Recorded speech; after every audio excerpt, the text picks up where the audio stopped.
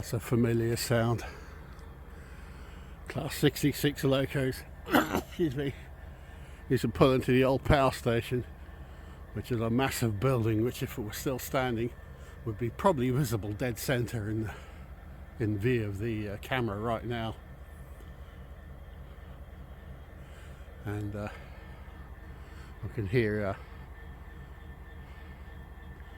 the old coal trains used to pull in, Class 66 hall, and they used to sit there waiting to go back onto the main line. They'd sound just like that, zing, zing, zing, zing, zing, zing, zing.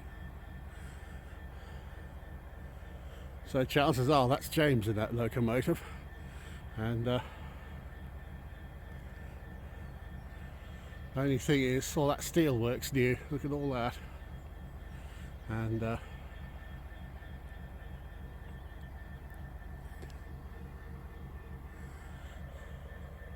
it's all incredibly ugly. Really disappointed that they didn't do a nicer job of it. It's here it is again there. Look at that. Nice example of a veer and deal frame, which is, if you look, it's all squares. Most trusses are all diagonals, but veer and deal frames don't rely on diagonals for bracing. They rely on the rigidity of the joints. That's that engine revving up again, and they're more flexible than trusses.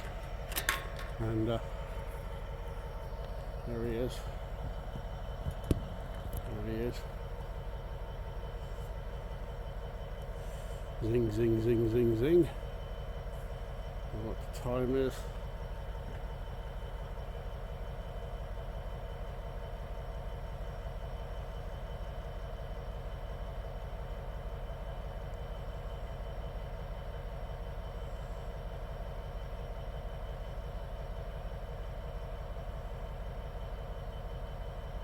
That has to be James in there, surely, running that engine up and down.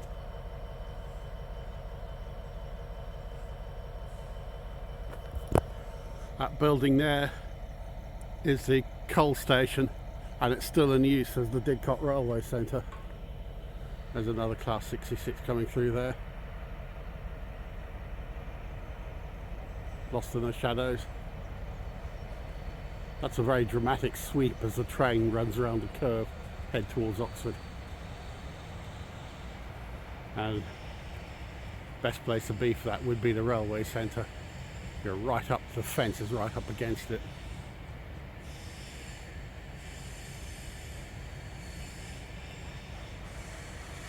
And so here we are. James's train is ready to leave at 5 AM. So we'll be about 22 now, I guess. And they say right generally in that direction would have been the big cooling towers, Didcot A Power Station. Many an early morning shift spent going to the power station myself. I used to work there, and even now it kind of seems odd that it's missing. It's such a big thing that's dominated for so long. Oh, that train has stopped. It's just coming to a stop. And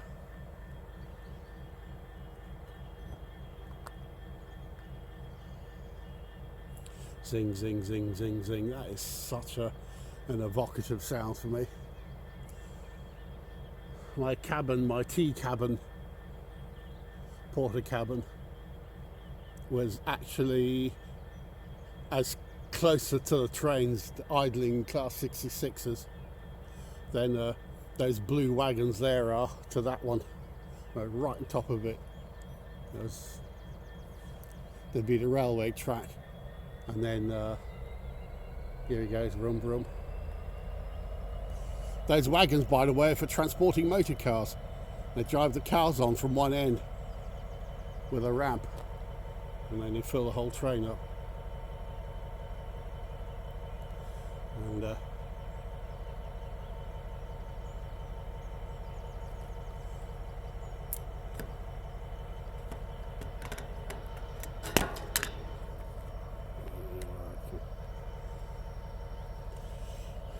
I brought a clamp to hold the phone, but I've just realised if I put the phone on the clamp, it'll block the camera. So that's that. I think I'll have to have a rethink on that one.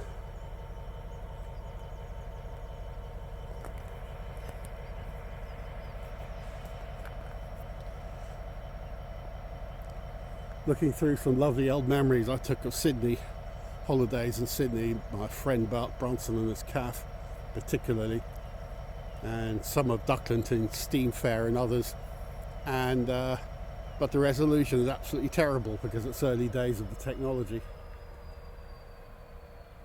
Oh, there he is, that zing, zing, zing, zing, zing, zing, zing, that is just brings back so many memories of being locos sat behind me, the power station.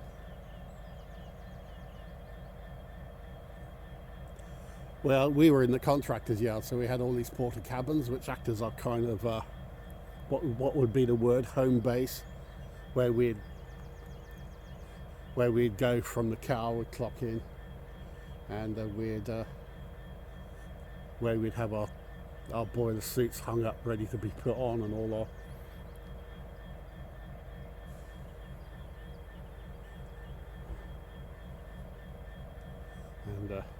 mine, there's only about two of it, me and David Anderson. Morning. Oh, hello. Hello. Oh yeah. Morning. How you doing? Not too bad, how's you? Yeah, good. For the cold, but It's been going. Is that automatic? What's it doing? keeping the air in the system. Oh right. Yeah, we're running up to charge to keep the air. Oh right. What do you want to do? Yeah. Yeah. Where do you park? Hmm? Where do you park? I'm parked where you are. Oh right. So that's where you Yeah, go. I get parking, so. Yeah. You get a special. Yeah. Okay. Yeah, registration's logged on the system. Right. And Yeah. Park as long as we want there. yeah, I have happy memories of those things going ying ying ying I ying bet. at the station, and actually, our cabin was closer than where those Yeah. blue wagons are. They're car transporters, aren't they? Yeah, they are. Yeah. And they must load the cars into those one by one, mustn't they? They're driving through. Yeah, Yeah, they've got the back up to a set of ramps. yeah. And they drive the cars through them. And then They lift those tyre blue things. Yeah. They're on jacks. They lift. oh right. And then so where's the driver get out? He doesn't walk all the way back to the train to get out, does he? Or does he? What do you mean? When he's dropped the car off. I don't know. I'm guessing he jumps off the wagon. Like I say, Yeah. the entire wagon lifts up. Oh right. The entire side, the entire shell lifts up. Oh, that's clever. Well, I imagine just jumps off. Yeah, so they're double deck, aren't they? Yeah, like I said, they're not owls, they're DBs. We don't do car transport. No. The only vehicles we transport is MOD, Right. and they're on flatbeds. So most of those probably carry minis from the BMW works. Yeah, factory. There's JLR as well. Yeah. A Land Rover. All right. Oh yeah, because they come from the Midlands, don't they? Yeah. And, All I'll do now is I'll go speak to the shunter. yeah. He'll give me permission to draw forwards. Give me Yeah. permission to pass. There's a stop wall down there, which I'll stop at. Right. Okay. I'll have permission to pass that. Then Okay. I'll stop at the signal and ring Didcot and tell him Yeah. ready to go. Then just wait Right. the signal. Right. Don't actually officially depart the signal till 5:15, but normally let me out early. So. Okay. Right, I'll see you in a bit. You got the sneak up there, haven't you? Okay, we'll do. Okay. See you in a bit. Yeah. Electric trains. There he goes.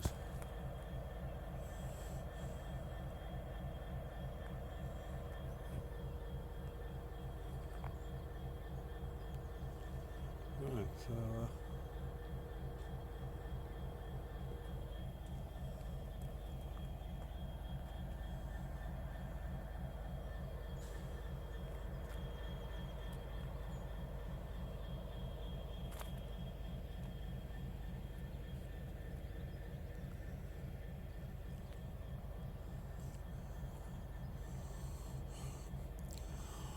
one thing I can't understand about those steel frames is you look closely. I've zoomed in on a ring of bolts. Now, what I don't understand is that the two bolts that will be carrying most of the strain will be in the bottom corners of that frame next to the bottom rails. All the other bolts, other than fulfilling a locating function, are doing absolutely damn all. You literally only need 2 bolts in the bottom corners and 1 bolt in the middle at the top. Now, this whole project with all the steel work went into massive cost overruns, and I'm not surprised. They, in my opinion, as an armchair engineer, they have spent a huge amount of money on stuff that they didn't need to spend money on, and it's all been incredibly expensive and incredibly ugly. And there's a main station, a main beam that goes over the top there, and I know the system is designed for versatility, to be kind of so they could use standard parts assembled together in any which way, but I still can't imagine why that would mean the need of so many bolts. And it's actually worse on some other ones, because on the bigger ones you can't see from here, but you can outside. The bolts are they've welded a little triangular fillet of metal between every single bolt, and again, only the bottom 2 will be taking any strain. The rest will be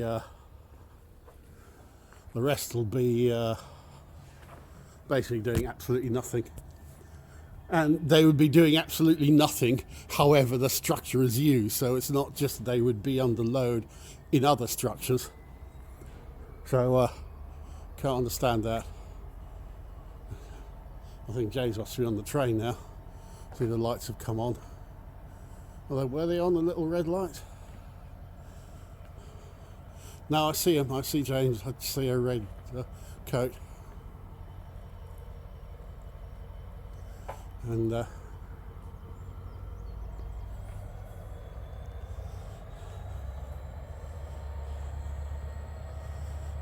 see him powering up.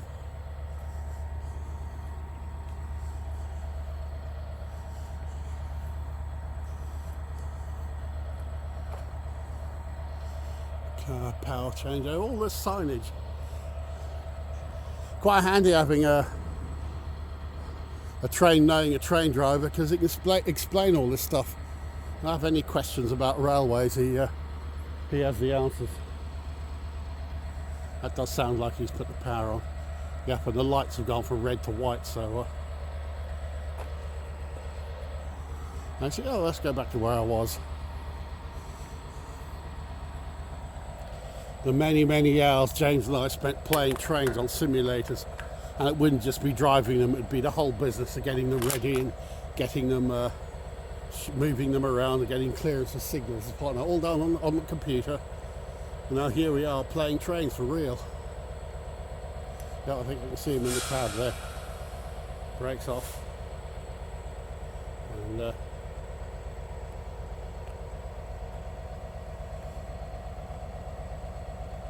taking up the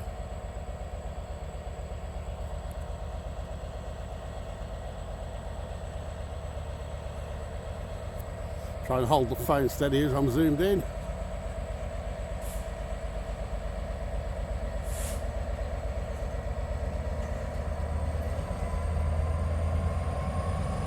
Ooh, power, love this.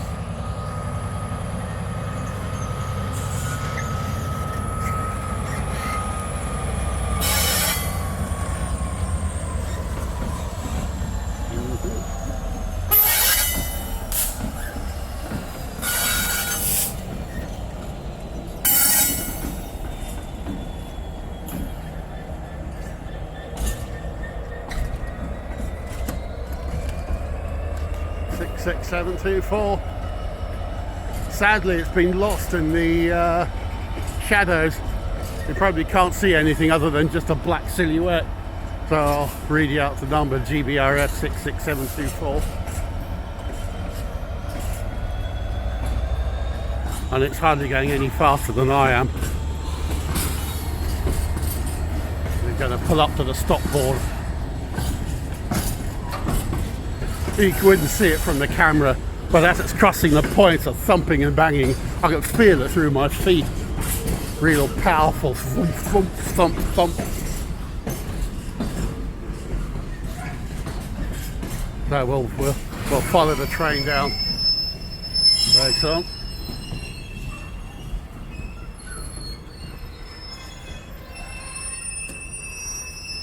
Oh, lights just clicked off. Squeal, squeal. These signs are new, I haven't seen them before.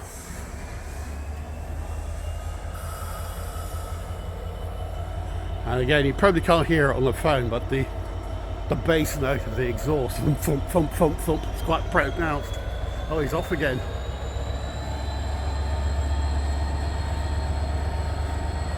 Yeah, he has to pull up to a board apparently, and then get permission from the signalman to proceed forward. It's a shame the sun isn't behind us, because I'll tip the phone down a bit, try and push the exposure up. Let's see if I can lock the exposure. Oh, it's gone a little bit too far the other way now.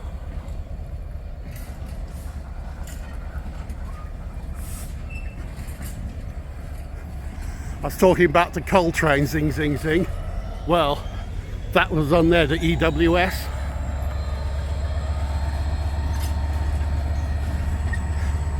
English, Welsh and Scottish Railway. That's the exact colour scheme that the 66s were in, that they used to come to the power station. And used to sit there, EWS Class 66, just like that one, same colour scheme and everything. EWS are now owned by GB Schenker, German firm. DB stands for Deutsche Bahn, which basically means German Railway. And but they still got a few in the old colour scheme.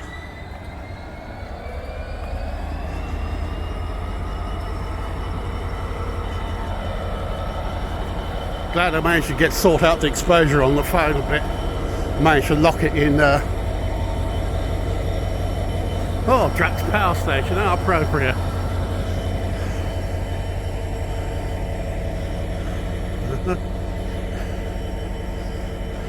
I just barely make up James in the cab. Oh, that's nice.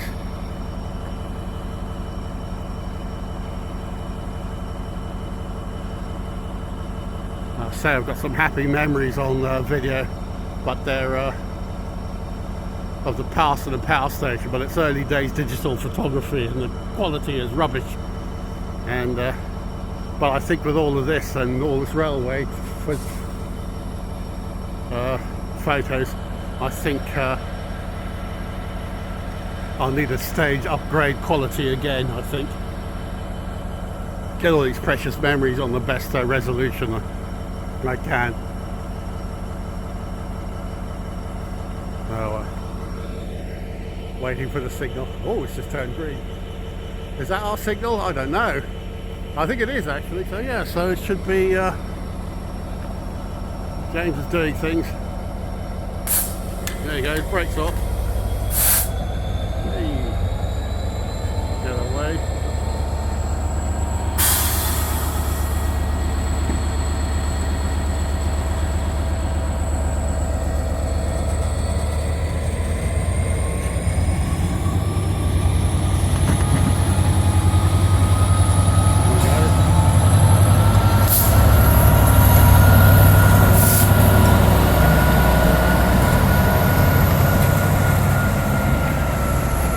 Get it on the phone, but I can feel the resonance coming through the ground. Except now he's got to creep out of the yard at 5 miles an hour apparently, or is it 15? Obviously he's just got to creep his way out of the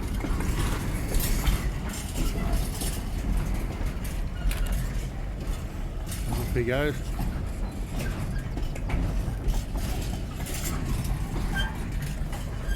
Again, I remember on the train simulator,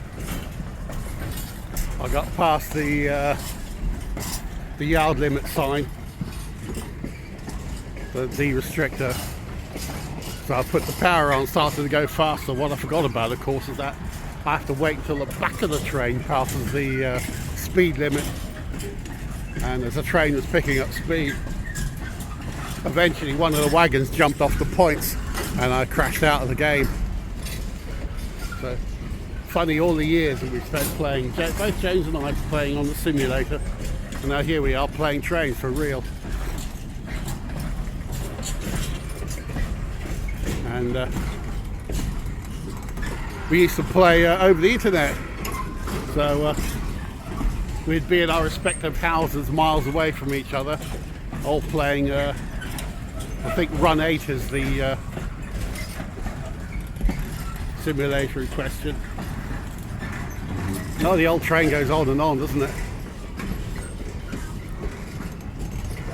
When the train's coming up from the docks, Southampton, they used to do a driver change right here in Didcot. But the problem was the train was so long that it was actually poking right back out onto the across all the points. Like a passenger train is as long as the station and no longer. These freight trains, the back of the train was poked right across the points. I could actually see that where all the tracks diverge. So it would make life difficult for the signalling as they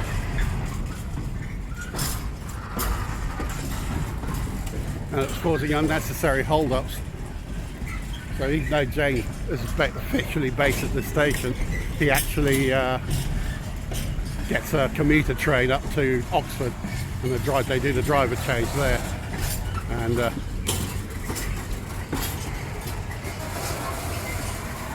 reach.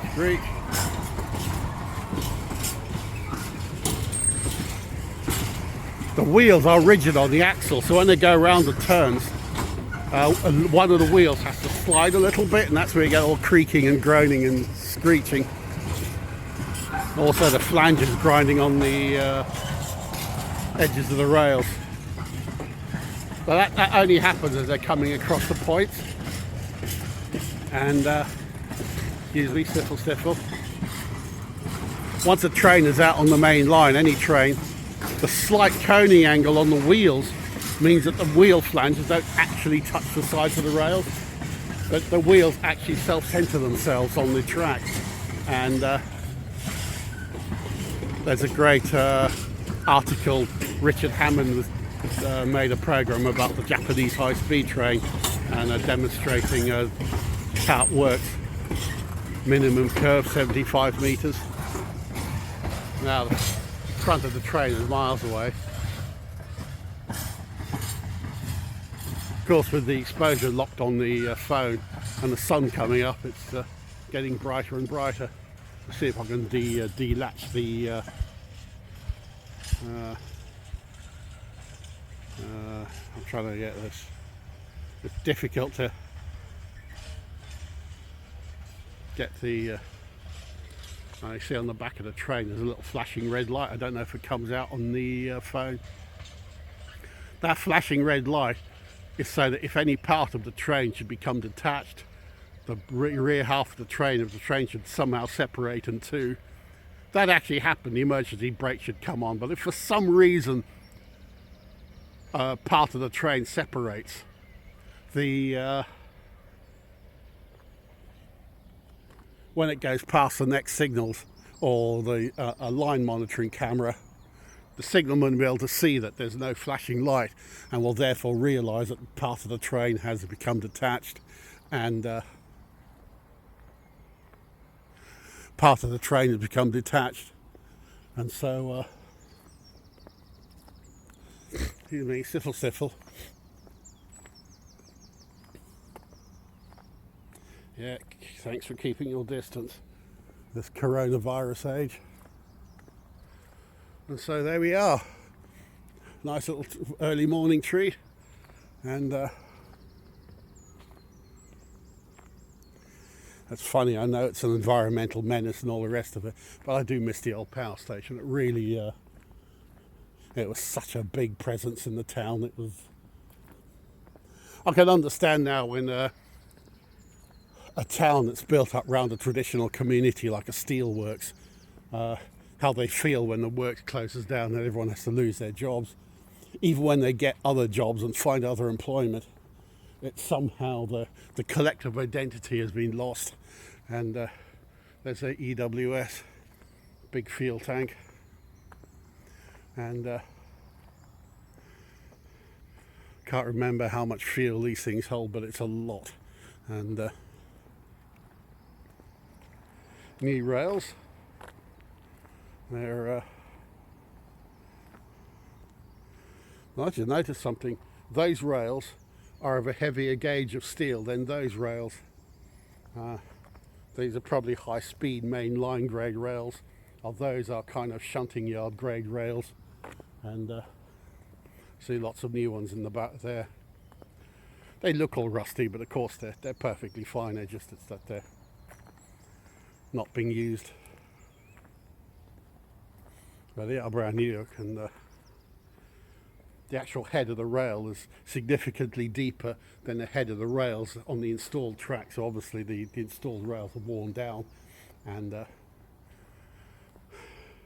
what I mentioned earlier about trains sliding their wheels going around all these corners, you can kind of understand why. The wear and tear on these particular rails would be significantly greater than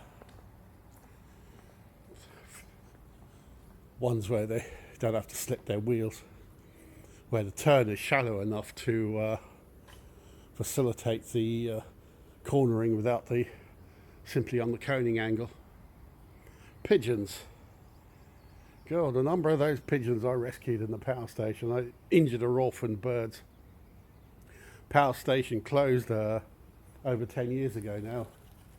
No, I left over 10 years ago. And yet here we are 10 years later, over 10 years later, and all the pigeons that I rescued, except for one, are still alive. A good friend, Mike, took them over, and he looks after them in an aviary. And we built an aviary for them. And it's amazing. They've lasted that long. Amazing birds, actually. I'm having a debate with a friend about what was going to be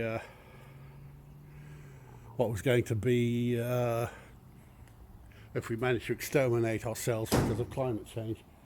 We were debating what animals would survive a changing world, and we decided that it would be cockroaches and pigeons, and that's scrap. Cockroaches, pigeons and mice, we decided, vermin, would be the new rulers. I don't have quite such a depressing view of the future, but I do think there's going to be a massive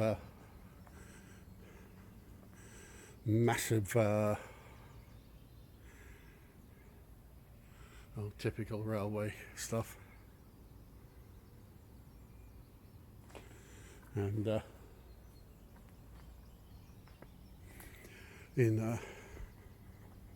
should be wearing a mask, actually. I'm all right up here because I'm the only one here, but I think as I now ascend go down the stairs, I'll have to put a mask on because there'll be people around. I've just seen the sign there holding up pushchairs and wheelchairs. When I'm further out along the track and James comes by with a train travelling at huge speed, even the freight trains, the windage, as you know, is terrific, really powerful. So I can well imagine they need to hold things.